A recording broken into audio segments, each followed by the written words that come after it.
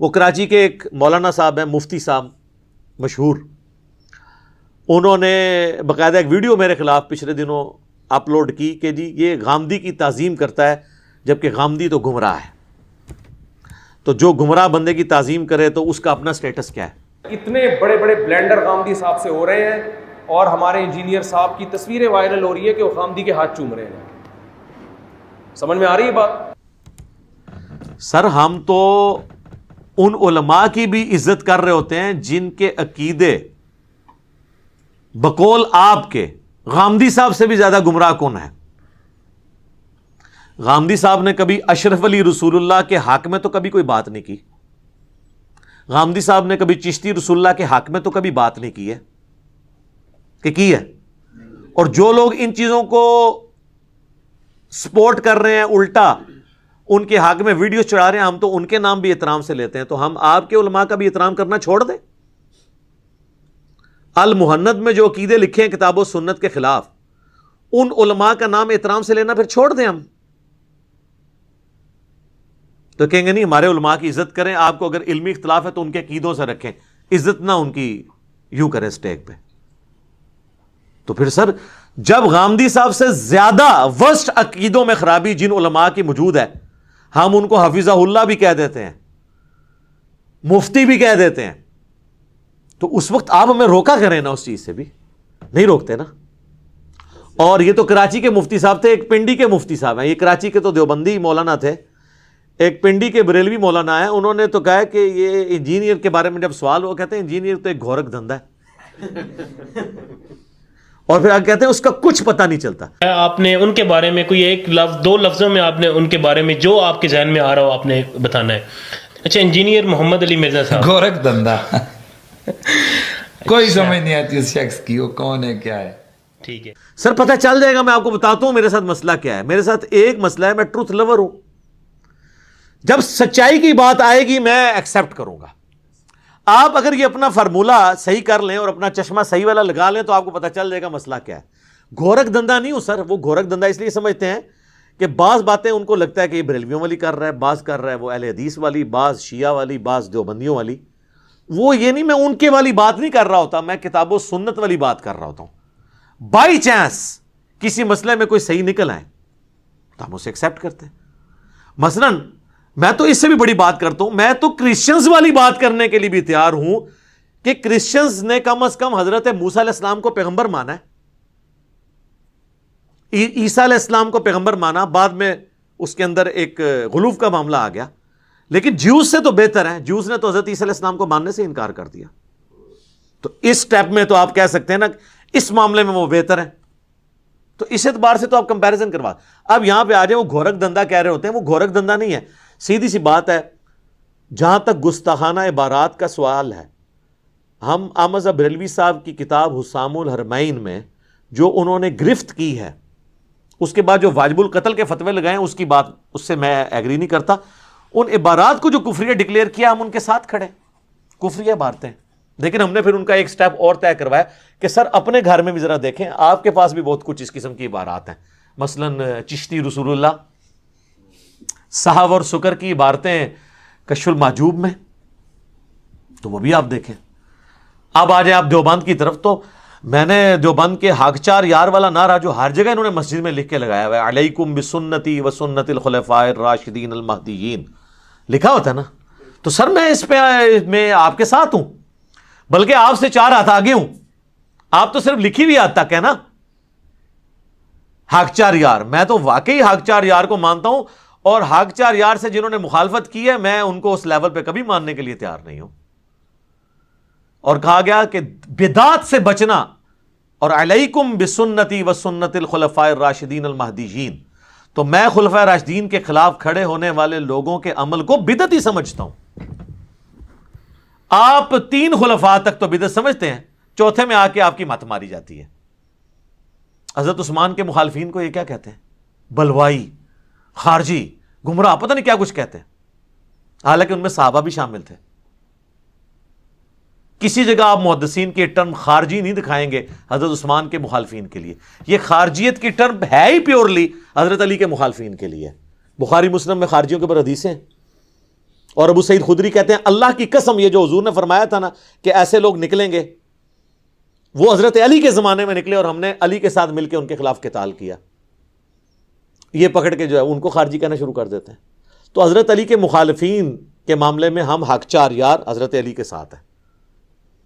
تو حق چار یار پہ تو ہم عمل کر رہے ہیں. ہم کہتے ہیں نعرہ بالکل ٹھیک ہے. جب حق چار یار زندہ باد ہے نا سر، پھر سیاست معاویہ زندہ باد نہیں ہو سکتا، کیونکہ بیک وقت دونوں باتیں زندہ باد نہیں ہو سکتی. اچھا پھر آگے آپ کو پتہ کیا کہیں گے؟ وہ کہتے ہیں نہیں، حضرت علی کی شہادت کے بعد ہم سیاست معاویہ کو زندہ باد کہتے ہیں. تو حضرت علی کی زندگی میں پھر سیاست معاویہ کیا تھی؟ ہاں اب آپ کے لیے امتحان ہے، کیونکہ اگر اب زندہ باد کہیں گے تو پھر حضرت علی کو کیا کہیں گے؟ اور حضرت علی تو زندہ باد ہیں. تو حضرت علی کے مخالفین پھر کیا ہوئے؟ ہم کچھ نہیں کہتے، ہم آپ کو بخاری کی حدیث سناتے ہیں جو آپ کے گلے میں اٹکے گی. صحیح بخاری 2812، افسوس ابن سمیہ عمار ابن یاسر، تجھے ایک باغی جماعت قتل کرے گی، تو انہیں اللہ اور جنت کی طرف بلائے گا، وہ جماعت تجھے دوزخ کی طرف بلا رہی ہوگی. تو حضرت علی کی طرف سے عمار ابن یاسر شہید ہوئے. تو مخالفین کو حضور نے کہا باغی اور دوزخ کی طرف بلانے والے. میرے خیال ہے اس کے بعد مردہ باد زندہ باد یہ نعرے لگانے کی ضرورت نہیں ہے، تو بہت بڑے لیول کا نعرہ ہے اور یہ قرآن و سنت سے ثابت ہے. اچھا اب آ جائے تیسرے نمبر پہ اہل حدیث. تو اہل حدیث کو ہم توحید کے معاملے میں سپورٹ کرتے ہیں کہ وہ بڑی اسٹرکٹ توحید بیان کرتے ہیں جو واقعی ریکوائرمنٹ ہے کتاب و سنت کی. تو لوگ سمجھتے ہیں کہ جی وہ اس کو سپورٹ کر رہا ہے. نماز کا طریقہ رفع الیدین کے ساتھ ہم سپورٹ کرتے ہیں. وہ اس لیے نہیں کہ اہل حدیث کا ہے، وہ اس لیے کہ بخاری مسلم میں لکھا ہوا ہے، اور وہاں پہ جہاں ان کی خرابیاں وہ ہم نے ہائی لائٹ کی ہیں کہ رفع الیدین مکھیاں مارنے والا نہ کریں، وہ صحیح والا رفع الیدین کریں، پتہ چلے رفع الیدین ہو رہا ہے. تو اس میں ہم سپورٹ کرتے ہیں. لوگ کہتے ہیں یہ تو وہابیوں والی باتیں، کہتے ہیں نا یہ تو باتیں جمل صفین اروان کی ہے تو ٹھیک، بخاری مسلم میں لکھی ہیں، لیکن یہ شیعوں والی باتیں. تو سر یہ کہیں کہ بخاری مسلم شیعوں والی باتیں کر کے گئے، میں تو ڈاکیا ہوں. تو جناب یہ ابھی آپ یہ کہہ رہے ہوتے ہیں نا یہ شیعوں والی باتیں ہیں، تو جب میں توحید پہ بات کر رہا ہوتا ہوں نا اور قبر پرستی کے خلاف، اس وقت آپ کے مخالفین یہ کہہ رہے ہوتے ہیں یہ تو وہابیوں والی باتیں ہیں جو شیطان کے سینگ ہیں. تو ہم ان کی بھی گالیاں آپ کی وجہ سے کھا رہے ہوتے ہیں. ہمیں تو مزہ آتا ہے، اب تو مزہ آتا ہے یقین کریں اس طرح کی گالیاں کھا کے.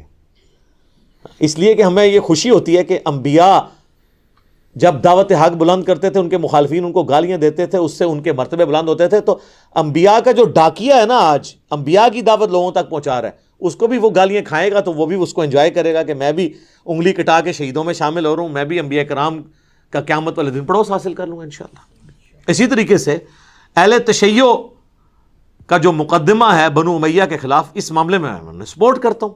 ٹھیک ہے میں اس ایکسٹریم پہ نہیں جاتا کہ تکفیر تک جاؤں، لیکن باقی ان کا جو معاملہ ہے جمل صفین نہروان والا، حضرت علی کی حقانیت، وہ تو اہل سنت کی کتابیں بھی مانتی ہیں. سنی نہیں مانتے تھے عوام الناس، علماء تو ہمیشہ سے مانتے تھے. یہ تو سعودیہ ایران کی ٹسل شروع ہوئی تو وہ بیک فوٹ پہ چلا گیا. ادروائز ہم نے اس کو آ کے ایک معاملے کو کیا تو وہ کہتے ہیں تو شیعوں والی باتیں کرتا ہے، ان کو سپورٹ کرتا ہے. تو ہم ہر معاملے میں کسی نہ کسی کو سپورٹ کر رہے ہوتے ہیں، لیکن وہ اس لیے سپورٹ کر رہے ہوتے ہیں کہ ہم نے کتاب و سنت کو سپورٹ کرنا ہے، ٹروتھ لور بننا ہے. تو پھر آپ کبھی ہمیں کہیں گے یہ گھورک دھندا ہے، کبھی آپ یہ کہیں گے کہ جی یہ گمراہ علماء کی تعظیم کرتا ہے. اب یہاں پہ بنتا ہے کہ میں بتاؤں کہ تعظیم والا معاملہ کس لیول تک آپ کے بزرگوں نے کیا ہے دوسروں کا. اگلے دن وہ تقی عثمانی صاحب کا نا دیوبندیوں نے ایک کلپ اپلوڈ کیا اور وہ اپنے مریدین کو بتا رہے تھے کہ ہمارے کابرین کی زبان بڑی اچھی تھی. وہ کہتے ہیں کہ جی اشرف علی تھانوی صاحب کے سامنے کسی نے کہہ دیا کہ احمد رضا بریلوی نے یہ لکھا ہے، تو انہوں نے اسے ڈانٹا کہ تم ان کا نام احترام سے کیوں نہیں لے رہے، اس کے ساتھ لگاؤ مولانا احمد رضا بریلوی. ٹھیک ہے، تو پھر وہ ساتھ کہتے ہیں کہ حالانکہ احمد رضا بریلوی صاحب نے ہمارے کابرین پہ کفر کے فتوے لگائے ہوئے تھے، لیکن ہمارے کابرین کی زبان ایسی تھی کہ وہ اپنے مخالفین کے بارے میں احترام کا رویہ رکھتے تھے اور اپنے مریدین کو بھی یہی سکھاتے تھے. ہمارے حضرت حکیم الامت مولانا تھانوی رحمۃ اللہ علیہ کے سامنے ایک شخص نے کہا کہ جی احمد رضا بریلوی نے تو یہ بات لکھی ہے، اس طرح کہہ دیا. آپ جانتے ہیں کہ مولانا احمد رضا خان بریلوی جو ہیں انہوں نے ہمارے اکابر کے خلاف کفر کے فتوے دیے، تو حضرت نے ڈانٹا ہوں کہ تم ایسے نام کیوں لے رہے ہو بغیر کسی تعظیمی لقب. مولوی کہتے, مولانا کہتے, مولانا احمد رضا خان بریلوی کہتے. تم نے صرف احمد رضا خان بریلوی کیوں کہا؟ یعنی گویا اس کو بھی ان کی توہین سمجھا اور ٹوکا کہ ٹھیک ہے تمہارے خلاف دوسرے مسلک کے آدمی ہیں, ہمارے اوپر فتوے بھی لگائے, لیکن ہم اپنی زبان کو گندا نہیں کریں گے, ہم اپنی زبان سے ان کی توہین نہیں کریں گے. تو اللہ تبارک و تعالیٰ نے ہمارے اکابر کو ایسا بنایا کہ اپنی زبان کو ہمیشہ دائرے میں رکھتے. انہوں نے تو خیر اس سے بھی بڑا جملہ اب ہو رہا ہے, وہ کہتے ہیں دیکھیں اللہ نے ہمارے اکابرین کو کیسا بنایا تھا, اللہ معافی دے. دیکھو انہوں نے اکابرین بن کے نازل ہوئے نے, جیسے کہتے ہیں نا نبی علیہ السلام کو رحمت للعالمین بنا کر بھیجا, ایک کہتے ہیں ساڈے بابے بنا کے اتو نازل ہوئے نے. کیڑے؟ اشرف علی تھانوی رسول اللہ علیہ بابے, جی ہاں, عالم امداد رسالہ, وہ بابے کہتے ہیں ہمارے کابرین کو اللہ نے ایسا بنایا تھا. اور وہ بات کسی کہہ رہے تھے, اشرف علی تھانوی نے سمجھایا. اب آپ نے یہ بات یاد رکھنی ہے. تو ہم مولانا تقی عثمانی صاحب حفظہ اللہ تعالی سے ریکویسٹ کرتے ہیں کہ سر آپ ذرا یہ اپنی عوام کو بتائیں کہ آپ کی جو عقائد کی بنیادی کتاب ہے المحند علی المفند, اس پہ جو 25 علماء دیوبند نے سائن کیے تھے, اس میں کیا اشرف علی تھانوی صاحب کے سائن موجود نہیں ہیں؟ اور انہوں نے لکھا ہے کہ میں نے اس کتاب کو پڑھا ہے, میں اس کے ساتھ متفق ہوں, اور لکھا ہے اینڈ پہ جا کے اپنے سائن کیے ہیں اشرف علی تھانوی حنفی چشتی. اور یہاں آپ کو تھانوی صاحب کا یہ واقعہ سنا رہے ہیں کہ انہوں نے اپنے مرید کو ڈانٹا. تو سر یہ بتائیے کہ المحند علی المفند کا مطلب کیا ہے؟ المحند ہند کی تلوار, علی المفند ایک پاگل سٹھیائے ہوئے بابے کے اوپر جس کا دماغ چل جائے. اور وہ بابا کسے کہا انہوں نے؟ احمد بریلوی کو. جناب جب اشرف علی تھانوی صاحب اتنی سخت لینگویج یوز ہوئی احمد بریلوی کے بارے میں کہ پاگل بابا کہا, اس وقت تو ان کی رگ نہیں پھڑکی کہ احترام سے لکھے نام, اور بعد میں مریدوں کے سامنے مولانا کے بغیر ذکر ہو گیا تو احترام کی رگ پھڑک گئی. وہ کینوں کہانیاں کرا دے, ہوں تہاڈی کہانیاں نہیں چلنیاں, نہ تہاڈے وڈیاں دی چلنی ہے نہ چھوٹیاں دی. اگر مفتی اعظم پاکستان, بلکہ وہ تو کہتے ہیں اس وقت مفتی اعظم ارتھ ہیں وہ, ہاں جی, اس لیے کہ انڈیا والے بھی ان کو مفتی اعظم کہتے ہیں, تقی عثمانی صاحب کو. جب ان کا لیول یہ ہے کہ وہ بیٹھ کے اپنے بچوں کو اس قسم کی کہانیاں کروا رہے ہیں کہ اللہ نے ہمارے کابرین کو ایسا بنایا تھا. سر آپ کے کابرین کو ایسا بنایا تھا کہ وہ احمد بریلوی صاحب کو المفند کہتے تھے, اور اس میں انہوں نے اس میں لکھا ہے کہ احمد بریلوی اور ان کی پوری جماعت ایک شیطانی لشکر ہے جو ہم پہ حملہ آور ہوا ہے, جس طرح کے انبیاء کرام پر شیاطین حملہ آور ہوتے تھے, علماء دیوبند رضی اللہ عنہم پر یہ حملہ آور ہوا ہے. رضی اللہ عنہم بھی لکھا. تو اب آپ کو بچوں پتہ چلا کہ اللہ تعالیٰ نے دیوبند کے کابرین کو کیسا بنایا تھا. ہاں اب تو ہم یہ کہیں گے نا کہ وہ اپنے مخالفین کو المفند کہتے تھے اور ان کے سر پہ تلوار رکھتے تھے, المحند ہند کی تلوار علی المفند, ایک پاگل بابے کے اوپر. تو تقی عثمانی صاحب حفظہ اللہ تعالی و دامت برکاتہم العالیہ, آپ کے کابرین کو ایسا بنایا گیا تھا. تو اب آپ یہ کہانیاں کرانی چھوڑ دیں, یہ سب کہانی ہے.